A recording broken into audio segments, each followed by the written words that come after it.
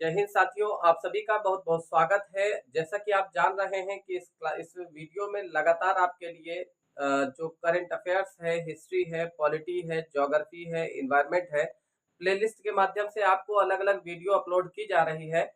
दोस्तों, अगर आप चैनल पर नए हैं और किसी प्रतियोगी परीक्षा की तैयारी कर रहे हैं, तो उसमें सफलता के लिए ये जो सीरीज़ है, आपके लिए बहुत उपयोगी होने वाली है, क्योंकि क्रमिक रूप से इसमें हर एक सब्जेक्ट की आपको तैयारी कराई जा रही है। हर एक विषय पर आपको तैयारी कराई जा रही है। दोस्तों, चलिए आज की जो क्लास है करंट अफेयर्स की उसको शुरू करते हैं। अगर आप चैनल पर नए हैं तो वीडियो को लाइक, शेयर और सब्सक्राइब करना बिल्कुल ना भूलें। चलिए आज का पहला क्वेश्चन दोस्तों जो हमारे सामने आता है वो है क्रू 9 मिशन। देखिए अब सवाल उठता है कि क्रू 9 मिशन ये है क्या? देखिए आप एक चीज जानते हैं कि दुनिया में जो अंतरिक्ष पर शोध करने वाली सबसे बड़ी एजेंसी है जिसको हम कहते हैं नासा। क्या कहते हैं? नासा। अब नासा का पूर्ण रूप भी आपसे पूछा जा सकता है, इसका फुल फॉर्म भी पूछा जा सकता है। तो याद रखिएगा कि नेशनल एरोनॉटिक्स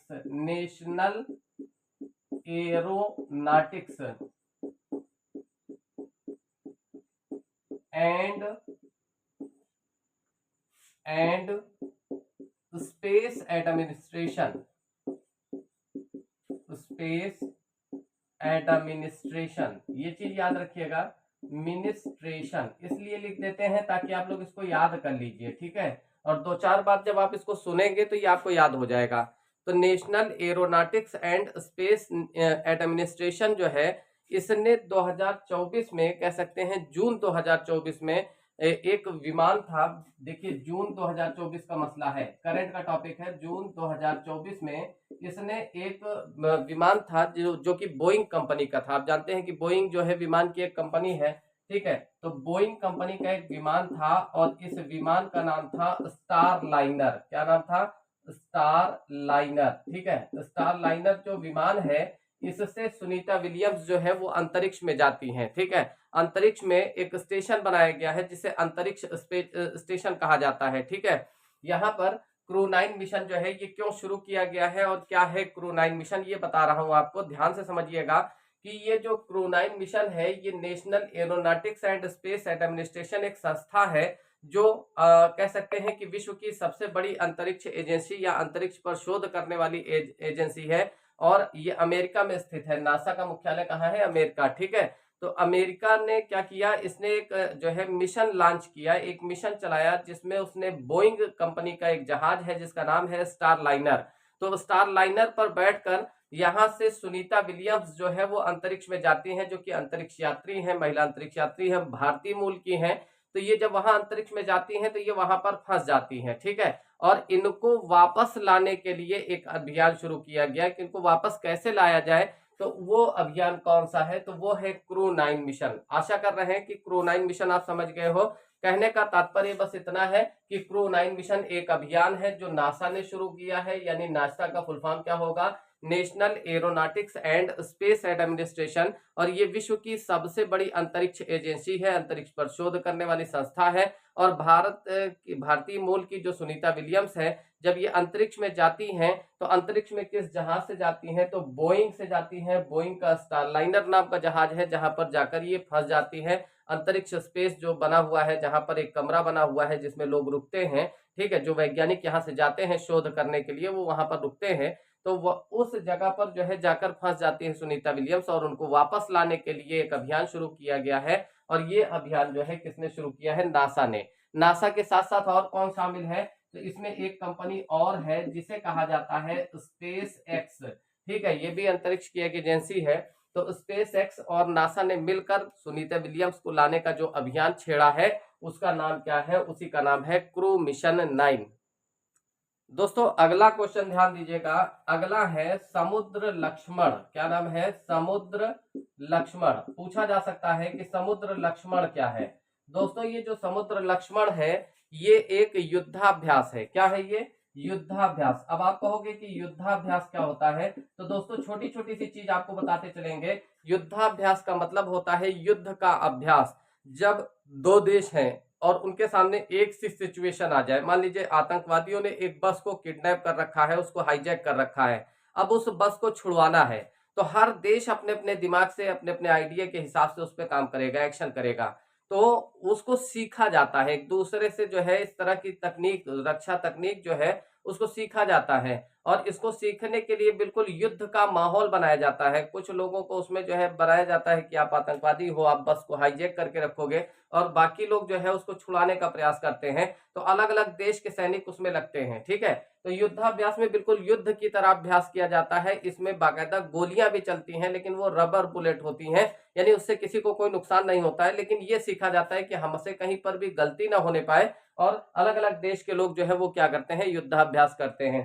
तो अब सवाल उठता है कि समुद्र लक्ष्मण नाम का जो युद्धाभ्यास है, ये किन दो देशों के बीच में हुआ है? तो ये द्विपक्षीय अभ्यास था। द्विपक्षीय का मतलब कि इसमें दो पक्ष शामिल थे, और एक पक्ष इसमें है भारत और दूसरा है मलेशिया। तो भारत और मलेशिया की जो सेना है, भारत तथा मलेशिया की जो सेना है, उनके बीच में किया गया युद्धाभ्यास है, जिसको क्या कहा जाता है, जिसको कहा जाता है समुद्र लक्ष्मण। तो याद रखेंगे दोस्तों कि समुद्र लक्ष्मण जो है वो एक युद्धाभ्यास है, और ये ध्यान रखना है कि भारत और मलेशिया की जो, मलेशिया जो है इन दोनों के बीच में होता है। अब ध्यान रखें कि मलेशिया की जो राजधानी है वो है कुआलालंपुर। क्या हो जाएगा? कुआलालंपुर, ठीक है। तो कुआलालंपुर, ठीक है। इस चीज को भी आप लोग याद रखिएगा, कंठस्थ कर लीजिएगा कि मलेशिया की राजधानी क्या है, कुआलालंपुर है। और ये युद्धाभ्यास किस स्थान पर हुआ था? तो दोस्तों ये भी आपको ध्यान रखना है कि ये युद्धाभ्यास जो है विशाखापट्टनम में हुआ है। अब विशाखापट्टनम जो है ये कहां पर है? तो ये आंध्र प्रदेश में स्थित है। और आंध्र प्रदेश के अंदर ये भी याद रखिएगा कि ये जो भारत के बंदरगाह हैं, इनमें सबसे ज्यादा गहरा बंदरगाह जो है वो कौन सा हो जाएगा? तो गहरा बंदरगाह जो है वो विशाखापट्टनम है, ठीक है। आप लोग इतना चीजें रट लीजिए। आगे देखते हैं साथियों, अगली बात करते हैं। एक अभियान है जिसको कहते हैं हमारा संविधान। हमारा संविधान, हमारा अभिमान। पूछा जाए कि ये जो हमारा संविधान हमारा अभिमान नाम का जो ये अभियान है, ये कहां से शुरू किया गया है या किस जगह से शुरू किया गया है?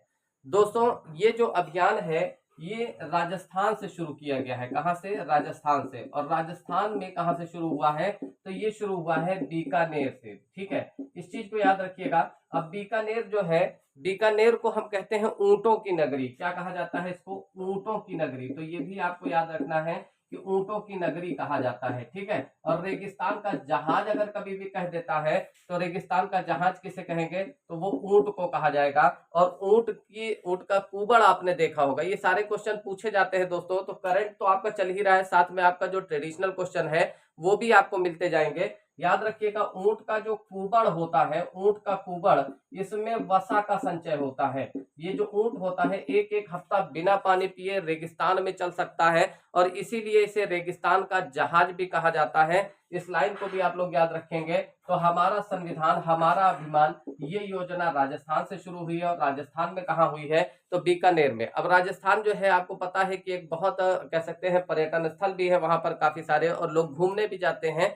तो राजस्थान में कुछ जगहों पे बात करते हैं, जैसे आपका वहां पर एक झील है जिसको कहते हैं फतेह सागर झील। कभी भी पूछा जाए कि ये जो फतेह सागर झील है दोस्तों कहां पर है, तो राजस्थान में है। इसके अलावा एक झील है जिसको कहते हैं फाई सागर। तो फाई सागर झील जो है वो कहां पर है? राजस्थान में है। इसके अलावा अन्ना सागर आपसे पूछा जाए कहां पर है, तो अन्ना सागर जो है वो भी आपका राजस्थान में है। इसके अलावा अगर आपसे कहता है कि एक वहां पर यानी राजस्थान में अजमेर है, जहां पर एक प्रसिद्ध सूफी संत यानी ख्वाजा मोइनुद्दीन चिश्ती की दरगाह है, तो जिन्हें हम लोग क्या कहते हैं? ख्वाजा साहब कहते हैं। तो ख्वाजा साहब की जो दरगाह है वो कहां पर है? वो भी आपका राजस्थान अजमेर में है। और इसके अलावा वहीं पर आपका पुष्कर मंदिर है। क्या है? पुष्कर मंदिर है।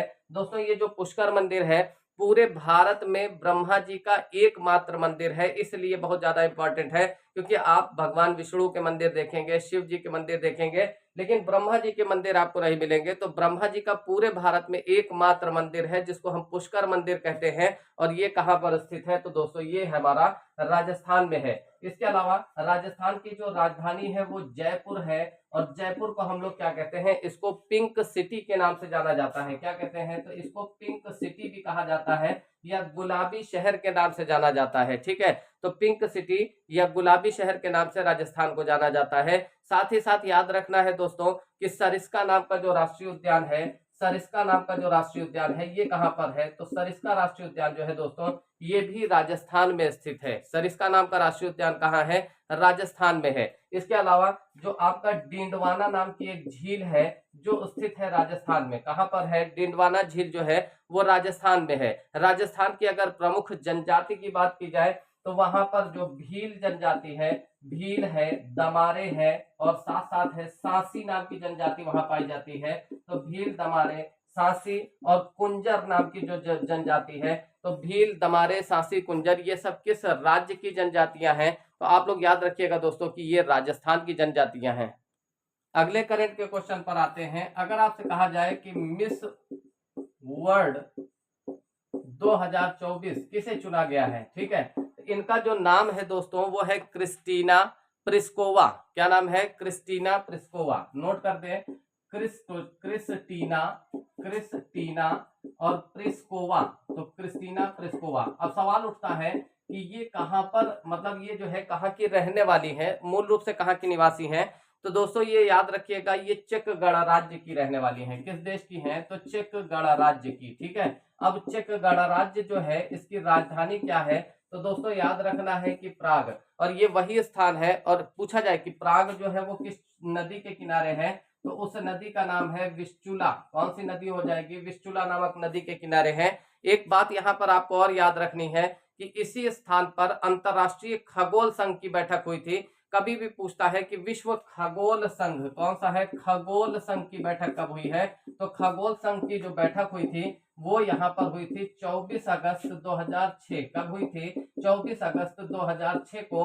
और इस बैठक में क्या हुआ था कि जो पहले सौरमंडल में कुल 9 ग्रह माने जाते थे, जिनमें से जैसे ये सूर्य है, अब इसमें माना जाता था कि बुध है, शुक्र है, पृथ्वी है, मंगल है, बृहस्पति है, शनि है, अरुण है, वरुण है, और वरुण के बाद एक और ये ग्रह माना जाता था जिसको यम या प्लूटो कहा जाता था। लेकिन यम या प्लूटो को 24 अगस्त 2006 को ग्रहों की श्रेणी से बाहर किया गया। किस बैठक में, तो अंतरराष्ट्रीय खगोल संघ की बैठक में। ये बैठक कब हुई थी, तो 24 अगस्त 2006 को। कहां पर हुई थी, तो चेक गणराज्य नाम का देश था। और यहां पर कह सकते हैं कि इसको ग्रहों की श्रेणी से बाहर कर दिया गया क्योंकि ये आकार में बहुत ज्यादा छोटा था और सूरज के बजाय ये कभी कभी मंगल की कक्षा से ही चक्कर लगाकर निकल जाता था। और इसके अलावा ये जो है कह सकते हैं कि बड़ा ही अटपटा टाइप का था, यानी बौना ग्रह भी कहा जाता है यम या प्लूटो को। इसीलिए यम या प्लूटो को ग्रहों की श्रेणी से बाहर कर दिया गया। दोस्तों बात करते हैं महाराष्ट्र के बारे में। देखिए जो महाराष्ट्र है, अगर कहा जाए ये काफी सारे जो है वजहों से चर्चा में रहता है। जैसे आपको पता है कि यहाँ पर 2 स्थान है, एक तो हम मुंबई कहते हैं, एक को हम क्या कहते हैं, मुंबई, और दूसरे को हम कहते हैं नवी मुंबई। क्या कहते हैं, नवी मुंबई। तो मुंबई और नवी मुंबई की जो दूरी है वो लगभग 22 किलोमीटर के आसपास है, ठीक है। और दोनों के बीच में जो है सागर है, सागर या समुद्र है। अब इसको अगर हमको पार करके जाना है तो हमको समुद्र को यानी अरब सागर को पार करना पड़ेगा। इसीलिए यहाँ पर 21.8 किलोमीटर का एक ब्रिज बनाया गया है। और इस ब्रिज को ही, इस सेतु को ही क्या कहा जाता है, इसी को कहा जाता है अटल सेतु। क्या कहते हैं, तो अटल सेतु। तो समुद्र में बनाया गया ये ब्रिज है और इसको हम लोग किस नाम से कहते हैं, तो इसको कहा जाता है अटल सेतु, ठीक है। इस चीज को याद रखिएगा। अटल बिहारी वाजपेयी जी, जिनको आप जानते हैं कि ये कह सकते हैं कि एक बेहतरीन नेता रहे और भारतीय जनता पार्टी से इन्होंने जो है बहुत ज्यादा जो है काम भी किया और छोटी सी पार्टी को उठाकर काफी बड़े स्तर पर, काफी बड़े पैमाने पर लोगों तक पहुंचाने का काम जो है वो अटल जी द्वारा किया गया। तो ये ध्यान रखिएगा, इन्हीं के समय में भारत और बांग्लादेश पाकिस्तान के बीच में एक एक्सप्रेस भी चली थी जिसको समझौता एक्सप्रेस कहा जाता है। क्या कहते हैं, समझौता एक्सप्रेस। तो इस चीज को भी याद रखिएगा कि अटल जी के समय में ये ट्रेन चलाई गई थी, ठीक है। और काफी हद तक इन्होंने जो है समन्वय स्थापित करने की कोशिश की, सभी लोगों को एक साथ जोड़कर काम करने की कोशिश की। अब बात करते हैं महाराष्ट्र की, इसकी जो राजधानी है दोस्तों वो हो जाएगी मुंबई। क्या हो जाएगी, तो मुंबई हो जाएगी। और भारत की आर्थिक राजधानी जो है वो कहा जाता है महाराष्ट्र को, क्या कहते हैं, तो आर्थिक राजधानी के नाम से हम लोग किसको जानते हैं, महाराष्ट्र को जाना जाता है। इसके अलावा ध्यान रखिएगा, मुंबई को क्या कहा जाता है, इसे कहा जाता है 7 टापुओं का नगर। क्या कहते हैं, 7 टापुओं का नगर। इसके अलावा इसे क्या कहते हैं, भारत का हॉलीवुड कहा जाता है। क्या कहते हैं, तो भारत का हॉलीवुड के नाम से भी जाना जाता है।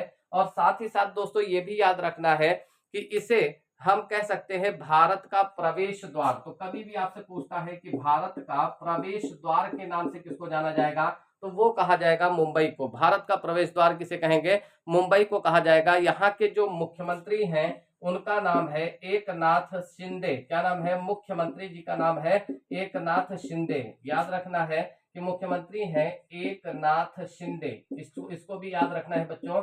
तो एकनाथ शिंदे जो है वो कौन है, यहाँ के मुख्यमंत्री हैं। ठीक है, इसके अलावा उप मुख्यमंत्री कौन है, तो उप मुख्यमंत्री की अगर बात करते हैं तो उप मुख्यमंत्री हो जाएंगे देवेंद्र फडणवीस। क्या हो जाएगा, देवेंद्र फडणवीस। ठीक है, तो ये याद रखना है कि देवेंद्र फडणवीस जो है वो यहाँ के, और एक और हैं जिनका नाम है अजीत पवार। क्या नाम है बच्चों, अजीत पवार। ये भी यहाँ के मुख्यमंत्री हैं। ठीक है, तो देवेंद्र फडणवीस और अजीत पवार जो है ये उप मुख्यमंत्री हैं। कहाँ के, तो महाराष्ट्र के। महाराष्ट्र में अगर जिलों की बात की जाए तो महाराष्ट्र में देखिए जो कह सकते हैं जिलों की जो संख्या है दोस्तों, वो वहां पर महाराष्ट्र के अंदर जिले हैं 36 जिले हैं वहां पर। ठीक है, कितने जिले हैं, 36 जिले हैं। इसके अलावा महाराष्ट्र में टोटल अगर कहा जाए कि लोकसभा सीट कितनी है, तो 48 लोकसभा सीट है। और अगर बात करते हैं दोस्तों कि राज्यसभा सीटें कितनी है, तो कुल 19 राज्यसभा की सीटें हैं। कितनी, 19 सीटें हैं, ये याद रखना है दोस्तों।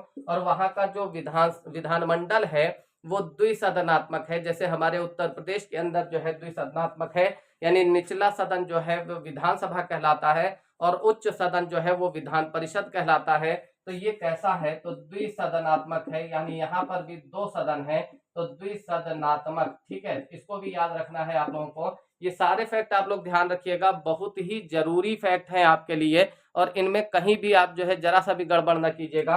अगर जीडीपी की बात करते हैं तो जो महाराष्ट्र है वो पहले नंबर पर आता है। पूरे भारत में जीडीपी की स्तर अगर देखा जाए तो वो पहले नंबर पर आता है। यहाँ के जो पहले सीएम थे, सीएम का मतलब जो कह सकते हैं पहले मुख्यमंत्री थे, उनका नाम था यशवंत चौहान। क्या नाम था दोस्तों, तो यशवंत चौहान। ठीक है, तो पहले सीएम यानी पहले मुख्यमंत्री कौन थे, तो ये पहले मुख्यमंत्री थे यशवंत चौहान। ठीक है, यशवंत चौहान, इस चीज को भी याद रखेंगे। और पहले राज्यपाल कौन थे, तो पहले जो राज्यपाल थे, राज्यपाल दिखाई नहीं दे रहा है, क्या दिख रहा है, छोटा था। ठीक है, तो पहले जो राज्यपाल थे इधर लिख ले रहे हैं श्री प्रकाश। याद रखिएगा, पहले जो राज्यपाल थे उनका नाम था श्री प्रकाश जी। तो ये दोनों लाइनें आप लोग याद रखिएगा, पहले मुख्यमंत्री कौन थे और पहले जो है कह सकते हैं राज्यपाल कौन थे। वर्तमान समय में जो वहां के राज्यपाल हैं उनका नाम है राधा कृष्णन। तो वर्तमान समय में कौन है, ये तो पहले हो गए और ये वर्तमान हो गए। तो वर्तमान में जो है वो कौन है, राधा कृष्णन जी। तो राधा कृष्णन जो है ये वर्तमान समय में क्या है, ये राज्यपाल हैं। किस राज्य के राज्यपाल हैं, तो याद रखिएगा दोस्तों कि ये जो है महाराष्ट्र राज्य के। अगले क्वेश्चन पर आते हैं साथियों, ध्यान रखिएगा। अगर कहता है कि वर्तमान समय में रेलवे बोर्ड के अध्यक्ष कौन है, रेलवे बोर्ड के अध्यक्ष कौन है, तो याद रखिएगा दोस्तों इस समय जो रेलवे बोर्ड के अध्यक्ष हैं उनका नाम है सतीश कुमार। क्या नाम है, सतीश कुमार। और ये भी याद रखिएगा दोस्तों कि भारत में सबसे पहले तो विश्व में सबसे पहली जो ट्रेन चली थी वो 1825 में चली थी। कब चली थी, तो 1825 में चली थी। और ये कहां से चली थी, ये कह सकते हैं कि लंदन में चली थी। कहां पर चली थी, लंदन, मतलब इंग्लैंड की राजधानी लंदन। ठीक है, तो लंदन में चली थी। भारत में पहली ट्रेन कब चली है, तो 1934 में चली है। कब चली है, 1934 में। और कहां से कहां तक ये ट्रेन चलाई गई थी, तो ये ध्यान रखना है दोस्तों कि मुंबई से लेकर ये जो है थाड़े के मध्य चलाई गई थी। मुंबई से थाड़े के मध्य चलाई गई थी। और उसकी जो दूरी थी वो दोस्तों 34 किलोमीटर थी। 34 किलोमीटर के क्षेत्र में चलाई गई थी। तो इस लाइन को भी आप लोग याद रखेंगे। और भारतीय जो रेलवे बोर्ड है, अगर हम रेलवे बोर्ड की बात करें तो इसका जो गठन है वो 1905 में हुआ है। तो ये भी आप लोग याद रखिएगा कि भारतीय जो रेलवे बोर्ड है, रेलवे बोर्ड की स्थापना कब हुई है, तो 1905 में हुई है दोस्तों। इन लाइन को आप भी याद रखेंगे। और वर्तमान समय में अगर रेल मंत्री की बात पूछता है कि वर्तमान समय में रेलवे के मंत्री कौन है, तो जो रेल मंत्री हैं उनका नाम है अश्विनी वैष्णव कौन हो जाएंगे? तो अश्विनी वैष्णव जी जो है वो वर्तमान समय में कौन है? ये मुख्यमंत्री हैं। एक बार आप लोग इसको देख लिए।